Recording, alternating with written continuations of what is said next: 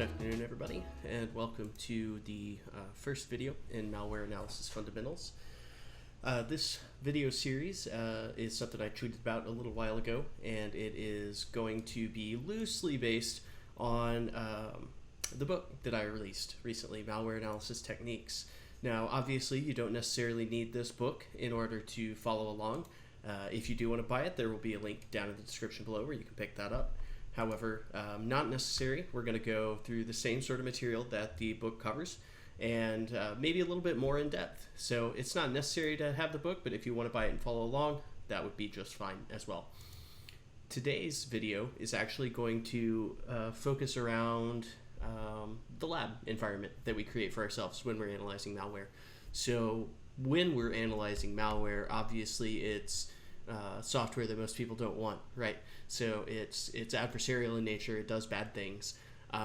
It persists within your environment and performs all sorts of nefarious activities. So obviously, with that in mind, you don't want to be running this sort of program on a machine that's important to you or important to your company or important to production, anything like that.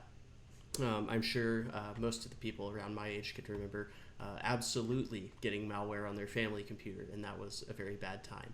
If you're anything like me, you like to experiment with it and see what you could do. So keeping that in mind, we'll show you how to set up a malware analysis laboratory so you can safely play with these sorts of things. So the first thing we're going to need to do is download VirtualBox. I'm assuming most people here are familiar with VirtualBox. If not, you can get that from virtualbox.org. And you can see this lab lesson 1 folder here on my desktop. So I'll actually be providing that material as well in a link in the description below. So that'll include VirtualBox and everything you need for this lab. So we'll be setting up 2 machines today. One of them will be our Windows Analysis Lab, which is going to be very important as most malware out there in the wild today is written for Windows. We'll also be setting up a Remnux VM. So that is a Linux distribution that is maintained by Lenny Zeltser. He has created that and has been kind enough to distribute it open source so that we don't have to recreate all of those tools. We'll also be leveraging something called FLARE VM that is from FireEye, who is a security vendor who creates an EDR solution amongst other services they provide. However, it's a pretty great start for a malware analysis toolkit. It comes in the form of a PowerShell script, and we'll walk through getting all of that stuff installed. But first, we've got to get our Windows machine ready to go. So without further ado, we'll go ahead and pull up VirtualBox here. And so when you first open VirtualBox, you'll be presented with a screen like this. So the first thing that we'll need to do is to create a new machine. I recommend naming this something that's meaningful to you, or at least describes the function of it, because malware analysis may not be all you do, or you may have different machines that have different purposes or different operating systems. Some malware is kind of picky about what particular OSs it will run on, as well as a number of other factors. But for now, we'll just go ahead and call this analysis machine. So we'll go ahead and set that, and leaving it here is fine if you really want. We'll go ahead and I'm going to move mine over to my external storage. Gonna say storage here, and virtual machines, and OK. So we'll put that there. We'll set it to Microsoft Windows, and we're going to use Windows 10 64-bit. We will continue. Go ahead and leave it with 2 gigabytes of RAM. If you've got a large amount of RAM and you would like to assign it more, that's fine. I'm just working on my MacBook Pro today, so I don't have an insane amount of RAM, so we'll just leave it at 2. We'll go ahead and let it create the virtual hard disk, and we'll stay with its recommended 50 gigabyte size. You're not going to need a lot of space for this, mostly because, and we'll talk about this in a moment, but you're going to be reverting snapshots a lot, so there won't really be any need for persistent storage other than for the tools that come with FLARE VM. So we'll go ahead and continue with a VDI, and we'll let it dynamically allocate. All that means is that it's going to start out with a very small disk, and then as we use up more of it or we need more of it, it'll gradually expand that so that we can do that up to the 50 gigabyte limit that we've set. So we will create that. And as you can see, it's created sort of the shell of the virtual machine that we're going to be using. So now we can go into the settings here. And we'll go to, I believe it's storage. And then down here to this little disk. See that here? We'll go ahead and click this little disk off to the right, and we'll choose a virtual optical disk. This again will be included in the resources. Now, I'm not including a Windows license. It's up to you to get that. However, I can include the Windows ISO for you. So we will go to our desktop here, go to Lab Lesson 1. We'll go ahead and select our ISO. Choose that. Now we've got that into our virtual disk drive. Click OK. And we can go ahead and start this up.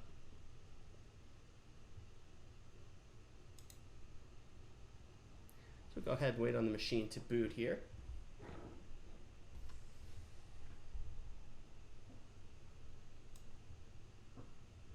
And we're booting to our Windows Live CD just as we expected to.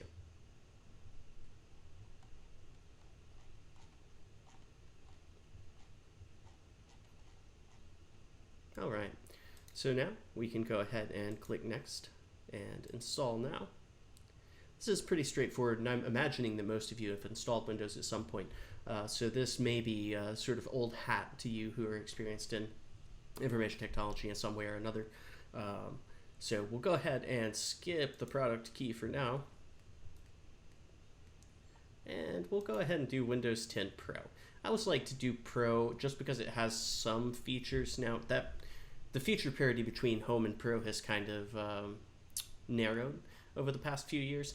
However, it's a good idea just to go with Pro. There may be some tooling or some functionality that you need in Pro that you're not going to find in Home or any of the other versions. So go ahead and go with that. Now we will install Windows only. Going to click our new button here. Just leave everything at defaults, and it should take care of the partitioning for us. Then we'll hit next. So with that done, all we got to do is sit back and wait. So we'll go ahead and cut forward here, and I'll catch you back once Windows is installed, and we'll proceed. All right, so here we are back with Windows installed and ready for our configuration. So we can go ahead and just move right through this. Go ahead and do select your correct region. I just so happen to be in the United States, so selected that one. And we will wait on this. Select our keyboard layout. Skip. Just a bunch of general Windows stuff that we all have to go through. Give it a few minutes to set up the keyboard layout and ask us about some other things. All right. So things are going to get interesting here, and this is as good a time as any with network highlighted to talk about our networking situation. So for our initial setup, by default, VirtualBox starts with what's called a NAT network. So what that does is basically your host OS acts as a router for your virtual machine group, or in this case, one virtual machine. So it will basically NAT that, so that is network address translation, and assign it a different IP address with a different scope, but the box will still have network access and be able to talk back and forth between your network, your host, as well as the wider world. So we'll need that for the initial setup, so we'll leave it like that for now. However, that's obviously could be problematic.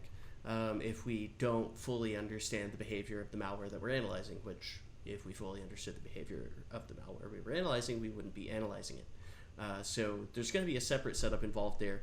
So once we get all of our initial stuff done, we'll go ahead and change that to make more sense for running malicious software.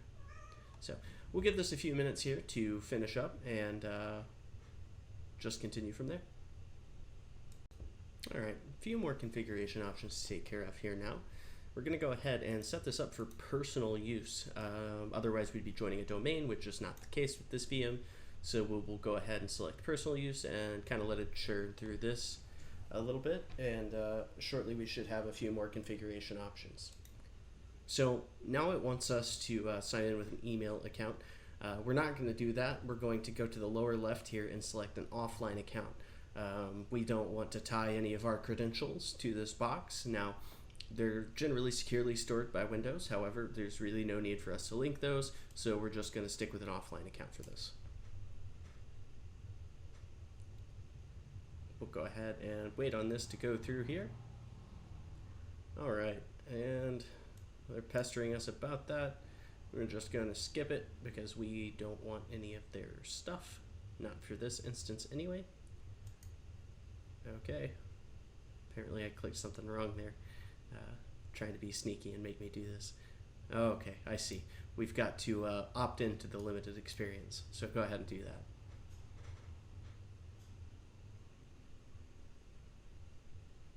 that. All right. So for this, I recommend choosing something dead simple. Just something that's, if an adversary sees it, it's not going to give you away. So maybe just your name or, admin or whatever. So in this case, we'll go with Bob. And password, just choose something that you're going to remember, really. And make sure it's not something that you reuse, because if you get some activity that's interactive, that is to say that an attacker is actively interacting with your box, which is possible if you leave yourself having network access. I've seen it happen many a time. They may dump your credentials, and if they dump your credentials using something like Mimikatz or what have you, then they're going to keep those, and they're either going to use them to attempt to move laterally within your network, or they're going to store them for future use for password spraying attempts and things like that. And if you've reused them, on your company's VPN concentrator, then you could be the one responsible for that just due to password reuse. Little paranoid, I know, but make it something that's unique and that you're going to remember. No password reuse here, please. So we'll go ahead and move on. Make sure we get that password in there. And we'll just, we'll set these up, I guess. Jim.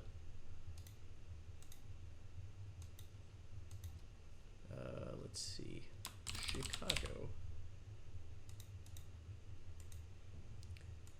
First school you attended. Harvard. Obviously, these are not real answers. But they're going to be largely irrelevant to the security of our box, so not important. We'll give this a moment to churn and come back to our configuration here just shortly. All right, so this part is actually a little more important in my opinion. So as you can see, there's a lot of radio dials here that we can use to sort of affect what sort of telemetry Windows collects. Now, generally not a super big deal. I know privacy is a topic that's very near and dear to our hearts in the security industry. However, in this case, I find it particularly important. So as you can see, there's a lot of telemetry options here. So the thing about that is, A, we're probably not going to have network access anyway, so there's really no need. But the second thing is if you're analyzing malware and putting this malicious software on there, there's a chance that you may be analyzing something that's unique to your corporate environment or unique to you. That is to say, a targeted piece of malware or malware that contains proprietary information or things that you don't want the outside to know about. So with that in mind, if we're analyzing potentially sensitive software, we're going to go ahead and opt out of all of the telemetry here. Now, Windows is great about collecting telemetry, so some of it will get through, I'm sure. However, if we opt out of everything that we can, hopefully that will prevent any sort of data leak or anything getting out that we don't want to see out there on the internet and accessible to people outside of our organization. Okay, so now we're being asked if we want Cortana. We're going to go ahead and say no. She is not important to us at this juncture. If you're Master Chief and watching this, I'm deeply sorry to talk about Cortana like that, but not particularly useful in this scenario. So we'll wait a few minutes for this to finish up, and then hopefully we'll be dumped at our desktop here shortly where we can begin actual configuration of our VM. All right, so now we've got Windows installed and configured, and we're just going to wait on Windows to get everything ready for us, and I'll meet you back here once we're dumped at our desktop, and we will begin our configuration installation from a tooling perspective. Okay, so here we are, dumped onto our desktop, where we can begin our tooling installation. Now, I've got the FLARE VM master.zip, but as you can see, I unfortunately cannot drag it immediately to the desktop here, though we're going to need that package onto our desktop in order to begin the tooling installation. Now, a lot of people will say that you may not want to install the guest editions when setting up a Malware Analysis VM, just because it enables things that sort of make it a little more seamless between your virtual machine and your actual host OS. That said, I am going to install them, and I would advise you to do the same. However, I would also advise you to be careful. Do not enable consistently shared folders between them. Don't do anything like that. Just drag and drop is fine. Copy and paste shared clipboard is fine. I don't think that any actor is going to utilize those to escape the VM and get onto your host OS. Particularly in this case, it would be a little strange for an adversary to be able to A, use one of those methods to escape a Windows VM, and B, use those methods to escape a Windows VM into my Mac OS VM, and then be expecting that and utilize that to move laterally. So not particularly worried about it, a little less paranoid there. So I'm going to go ahead and insert the guest editions CD image, and we can get going on the installation for that.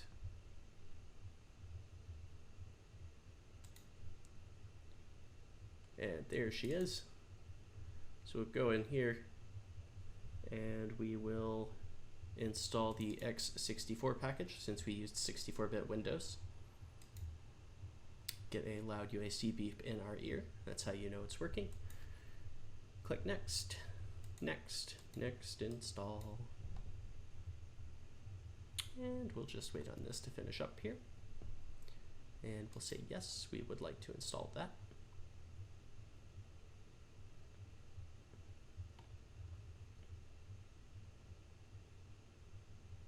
Okay, a little display flash there generally means that things are working well and successfully installing. So it looks like we need to reboot, so we'll go ahead and do that. And we'll just let Windows restart here. While we're waiting on Windows to restart, we'll go ahead and set up our Remnux VM. So we'll wait on Windows to begin restarting here. And we are going to actually get going on our Remnux VM. So as you can see in our folder over here, we've got an OVA file. So what an OVA file is it's basically just a virtual appliance. So it's a pre-configured virtual machine that's been exported in a format that VirtualBox or a number of other virtualization mediums can understand. So for that, as opposed to going and clicking new like we did before and going through that installation process, it's going to be pretty simple to set that up. We'll go up to File, and we'll import an appliance, and that's going to open up this. So then we'll just go, and we'll go to our desktop, and we'll select the Remnux OVA. And we'll hit Continue. And it's going to show you all of the settings that have been pre-configured by the author, in this case Lenny Zeltzer, one of the other contributors to the Remnux project. So it's got 4 gigs of RAM. We can lower this if we want to. I've got plenty, so I think I'm going to leave it as is. We'll go ahead and import that. And it'll take a few minutes to do this. So I'll go ahead and jump ahead, and we'll come back once this machine is successfully imported. Okay, so we are back. The astute among you will notice a couple of changes. So first, we can see that FLARE VM is now successfully installed entirely. You may also notice that this doesn't quite look like VirtualBox. So it turns out that the OVA package and VirtualBox itself currently have a conflict So it failed to import. So in the meantime, in order to keep going with our course here and setting up our lab environment, I've actually switched to VMware Fusion. Now, hopefully, by the time you're trying this, the issue with VirtualBox is resolved. But in the meantime, I'm going to be using VMware Fusion. Now, I will walk you through using both VMware Fusion to set up the rest of the settings that we are going to need for our lab, as well as how you would do it in VirtualBox if you are able to get that working. So first, we'll go ahead and take a look at VMware Fusion here with both my Windows VM as well as the Remnux VM that I have running in the background. So I've also got that running here. So what we'll do first is we're going to pop onto this VM and make some alterations. But first, we need to get the IP address of our Remnux VM. So in Remnux, what we're going to do is we're going to grab the IP address of the host. So it is 172.16.184.129. This is actually a host-only network. So what we have done is we've set this to be host-only. So that is to say that it can only communicate with the host and any other machine in the host-only network. So that prevents it from going out to the internet and communicating or anything of that nature, communicating with devices on the LAN, things like that. So if you go to virtual machine, network adapter, you can see host only in VMware Fusion. So we'll take this IP address and we're going to copy that. And we'll just minimize our Remnux VM here. Then we'll move over to our Windows 10 Analysis VM. So here we're going to take virtual machine, go down to network adapter. We're going to switch it to host only as well. So you'll notice the immediate change here in the lower right hand corner showing that no connections are available. That will change momentarily and we will be connected to the host only network. However, what we're going to do is we're going to go ahead and change some of the IP addressing information in here. So go to Ethernet. We're going to change adapter options.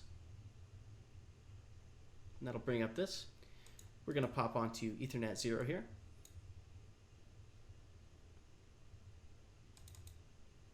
And we'll go ahead and we're going to tell it to use the following.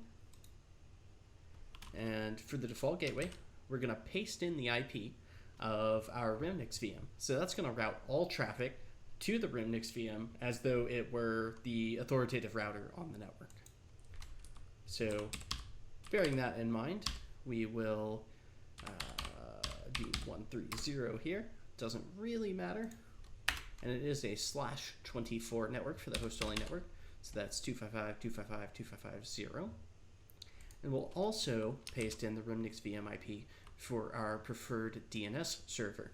That will send all of the domain lookups to the Remnux VM so that we can observe any traffic from the malware that is attempting to resolve IP addresses for malicious domains. So we'll go ahead and click OK there. Click OK here, and we'll go ahead and close that out. So that is the gist of that configuration there. So let me go ahead and show you how to do that within the VirtualBox environment. The only thing we really need to know here is how to configure the host-only network in VirtualBox, and it's very, very simple. You can just go to the settings menu like I just did, hover over network here, and where it says NAT now, remember we talked about NAT earlier, that's network address translation, we're going to toggle that to host only adapter. Right now we don't have a setting for that, so we will just go ahead and nominally we would click OK. We don't currently have a network set up for that, but if we did, it would work just fine.